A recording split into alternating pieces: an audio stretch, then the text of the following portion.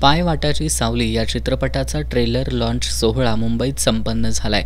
या चित्रपटाचे निर्माते, लेखक, दिग्दर्शक मुन्नावर शमीम भगत, बॉलिवूडमधील सुप्रसिद्ध संगीतकार अनिल बिस्वास यांचे सुपुत्र अमित अनिल बिस्वास, या चित्रपटाचे वितरक चंद्रकांत विस्पुते आणि समीर सक्सेना हे यावेळी उपस्थित होते।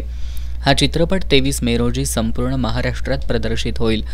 पाऊस न पडलेल्या दुष्काळी गावाची कथा या चित्रपटातून मांडण्यात आली आहे। चित्रपटाच्या निर्मितीची बाजू मीना शमीम फिल्म्सनं सांभाळली आहे, तर संपूर्ण चित्रपटाचं संगीत अमित अनिल बिस्वास यांचं आहे।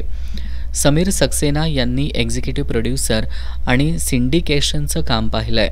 या चित्रपटात विजय भाटिया, शाल्वी शाह, रेवती अय्यर, प्रसाद माळी आणि शीतल भोसले हे कलाकार आहेत, अशी माहिती चित्रपटाचे लेखक दिग्दर्शक मुन्नावर शमीम भगत यांनी दिली आहे। एका गावात अनेक वर्ष पाऊस पडलेला नसतो।